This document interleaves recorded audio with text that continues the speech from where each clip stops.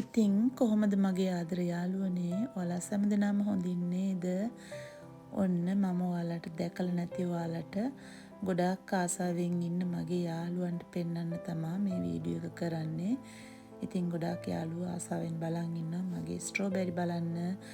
ඔන්න දැන් ඔයාලට මගේ වත්තේ ස්ට්‍රෝබෙරි කඩනවා බලන්න පුළුවන්. මේ තියෙන දෙවනි දවසේ කඩපු ස්ට්‍රෝබෙරි. ඉතින් මේකේ තියෙනවා පළවෙනි දවසේ කඩපු ස්ට්‍රෝබෙරිත් මෙතන කිලෝ 1 ග්‍රෑම් 600ක් තියෙනවා අපිට නම් දැන් ඉතින් මේ වලින් කිසිම අඩුවක් නැහැ. අඩුවක් නැහැ කියන්නේ අපිටත් කාලා ඊට පස්සේ යාළුවෝ සමගත් බෙදාගෙන තව කාලා ඉතිරි වෙලා ඊට පස්සේ ඉතිරි වෙන එක අපි ෆ්‍රීස් කරනවා. මේ වලින් ජෑම් හදන්න පුළුවන් එක දේවල් කරන්න පුළුවන් කේක් හදද්දි වගේ ගන්න පුළුවන් ස්ට්‍රෝබෙරි වලින් කරන්න පුළුවන් වැඩ ගොඩාක් තියෙනවා. ඉතින් මම ඒ කරන හැම දෙයක්ම පෙන්වන්නේ නැහැ. ඔයාලා ආසයිනේ ස්ට්‍රෝබෙරි කඩනවා බලන්න. ඉතින් මට හිතුණා මේ වීඩියෝ එක පෝස්ට් කරන්න. මම හිතනවා ඔයාලා ආසාවෙන් බලයි කියලා මේ වීඩියෝ එක. ඔන්න මේ තියෙන මගේ ස්ට්‍රෝබෙරි පාත්ති ටික සේරම දැන් ඉතින් අර ඉස්සර තිබුණා වගේ ලස්සනට පාත්ති නැහැ. ඉතින් දැන් මේ ගෙඩි පැහෙන අතරේ යන්න බෑනේ ඇතුළට ගිහිල්ලා තනකොළ එහෙම ගලවන්න. තනකොළත් හොඳටම වැවිලා තියෙනවා. ඉතින් අතරින් පතරින් මම මේ කඩන අතරේ තනකොළ එහෙමත් ලොකු වල්ගස් එහෙම කඩලා ඉවත් කරනවා. ඉතින් මේ අතරේ මගේ ස්ට්‍රෝබෙරි කන්න එක යාළුවොත් ඇවිල්ලා ඉතින් ස්ට්‍රෝබෙරිත් විනාශ කරලා යනවා. මේ බලන්න මේ පේන ගෙඩියම කන්න ගෙඩිය භාගයක් කාලා මේ වගේ ගෙඩි ගොඩාක් මට විසි කරන්න සිද්ධ වෙනවා. ඒ වුණාට කමන්නේ මට මෙතන ඇති වෙන්න ස්ට්‍රෝබෙරි තියෙනවා. එයාලත් ඔය චුට්ටක් කාලා ගියදින් ඉතින් මම කියන්නේ කනවා නම් මේ සේරම ගෙඩිය කන්න නැතුව ඇයි භාග කන්නේ කියලා. කමන්නේ එයාලට ඉතින් අපිට වගේ හිතන්න බෑනේ නේද? ඇක්ලියෙන්ම ස්ට්‍රෝබෙරි තියෙනවා. ඉතින් එයාලයි මමයි අපි කට්ටිය බෙදාගෙන කමු නේද කරන්න දෙයක් නැහැ.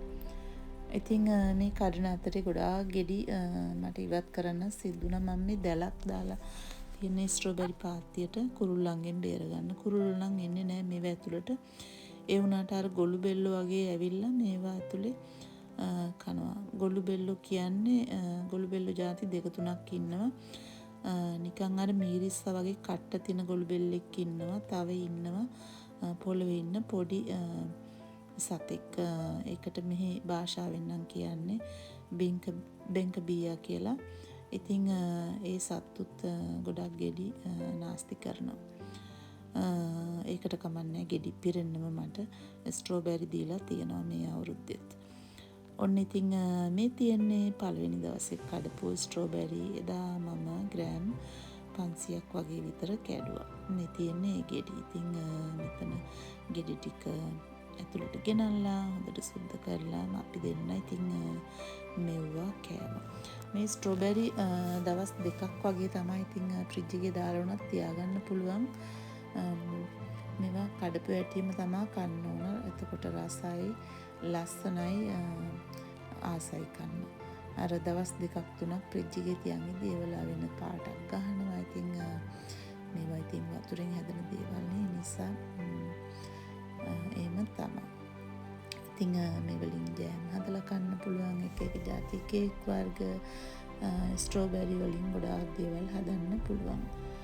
ඉතින් මම ඒ කරන හැම දෙයක්ම පෙන්වන්නේ නැහැ. ඉතින් මේ තියෙන්නේ මම තව දවසක වත්තට ගිහලා ඉතින් මේ විදිහට ගෙඩි කඩලා ගෙඩි 2-3-4 බඩ පිරෙන්න මමත් එහෙමයි මගේ මහත්තයත් එහෙමයි. ඉතින් ළමයි ආපම ළමයිනුත් එහෙමයි. ළමයිනුත් ආසයි ස්ට්‍රෝබෙරි කන්න. කවුද ඉතින් ආස නැත්තේ ස්ට්‍රෝබෙරි කන්න නේද? ඉතින් දැන් ඉතින් ජූනි මාසේ දැන් මේ අන්තිම වගේ ඇවිල්ලා තියෙනවා. ඊට පස්සේ ජූලි මාසේ අන්තිම වෙනකම්ම අපිට ස්ට්‍රෝබෙරි තියෙනවා. ඔයාලට පේන්නේ නැති වුණාට මේ පාත්ති ඇතුලේ ගොඩාක් රතු ගෙඩි තියෙනවා. ඉතින් මේක කරන්න පුළුවන් මට විතරයි. මගේ පාත්ති ගැන දන්නේ මමනේ. මම මේව ඇතුලට කාටවත් යන්න දෙන්නේ නැහැ. මම තමයි මේ පාරවල් හොයාගෙන ගිහිල්ලා ස්ට්‍රෝබෙරි ටික ලස්සනට කඩන්නේ. නැත්තම් ඉතින් මේවා කකුල් වලට පෑගිලා විනාශ වෙනවා. කඩලා ගෙනත් දුන්නාට පස්සේ තමයි ඉතින් මහත්තයා වුණත් මේවා කන්නේ. එයා මට ලොකු වැඩ කරලා දුන්නට මෙතන පාත්ති හදද්දි හිමේ පැල හැදුනට පස්සේ ඉතින් මම තමයි මේවා ඇතුලේ සේරම වැඩ කරන්නේ. ඉතින් හරිම සන්තෝසයි මට ඔයාලටත් මේක පෙන්වන්න පුළුවන් වුණාට. ස්ට්‍රෝබෙරි කඩනවා දැකලා නැති කට්ටිය ගොඩාක් ඉන්නවනේ, විශේෂයෙන්ම ලංකාවේ ඉන්න ඔයාලට මම හිතනවා මේ වීඩියෝ එක ගොඩාක් ඔයාලා ආසාවෙන් බලයි කියලා. ඉතින් මගේ යාළුවෝ ගොඩාක් ආසාවෙන් මගේ ඉල්ලපු වීඩියෝ එකක් තමයි මේක ස්ට්‍රෝබෙරි කඩනවා පෙන්වන්න. ඒ වගේම මං මල් පැල වගා කරනවා ඒවා පෙන්වන්න. ඉතින් මං පුළුවන් හැම දෙයක්ම කරනවා. මම ෆුල් ටයිම් වැඩ කරන ගමන් තමයි මගේ YouTube channel එකත් කරන්නේ. ඉතින් මේ බලන්නකෝ ඔයාලට පෙනුන්නේ නැති වුණාට මෙතන ස්ට්‍රෝබෙරි ගොඩාක් තියෙනවා. ඉතින් ලොකු ගෙඩි, සාමාන්‍ය සයිස් එකේ ඒවා පුංචි ගෙඩි ගොඩාක් තියෙනවා. ඉතින් මේ ස්ට්‍රෝබෙරි වලට වැස්සයි අවුවයි සේරම ඕන. ඔයාලට පේනව නේද මම මේ කුණු ගොඩක් වගේ ගහලා තියෙන්නේ. ස්ට්‍රෝබෙරි කඩන අතරේ ඉතින් වල් පැලත් එහෙමෙන් ටිකක් ඉවත් කෙරුවා. ඒවා ගොඩාක්ම අයින් කරන්න ගියොත් එම මෙතන තියෙන ස්ට්‍රෝබෙරි ගෙඩි කැඩෙනවා. ඒ නිසා මම පොඩ තමයි ඉතින් ඒවා අයින් කරන්නේ. ඒවා පස්සේ ස්ට්‍රෝබෙරි සීසන් එක ඉවරනාට පස්සෙම අයින් කරලා දානවා. මේ තියෙන්නේ දෙවෙනි දවසේ කඩපු ස්ට්‍රෝබෙරි. බලන්නකො ලස්සන මේ වල ස්ට්‍රෝබෙරි ග්‍රෑම් කිලෝ 1.6ක් කැඩුවා.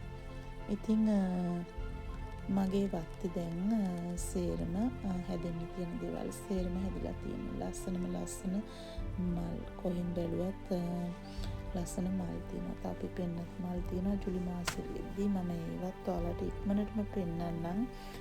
ඉතින් මේ ටිකේ මගේ ජොබ් එක තමයි. මගේ ජොබ් එකට අමතරව ගෙදර දවස් 3-3ට මේ වගේ ස්ට්‍රෝබෙරි කඩන්න ඕන. ඉතින් කඩලා ඊට පස්සේ මේවා පිරිසිදු කරලා කන ඒවා කාලා හදන කේක් වර්ග ඒවා මේවා ඒ විදිහට හදලා ඉතිරි ටික ෆ්‍රීස් කරනවා. ඉතින් මේ අතරේ ඉතින් මට පුංචි විහිළු කරන්නත් හිතෙනවා. මේ බලන්නකො පිස්සු වැඩක් කරනවා. මං හිටපු ගාම මල් ළඟට ගිහිල්ලා ෆොටෝ ගහනවා. ඉතින් ඔන්න ඔයාලා මාවත් දැක්කා. හරි ඉතින් ඉක්මනටම ආයෙම ලස්සන මල් වීඩියෝ එකකින් හමු වෙමු.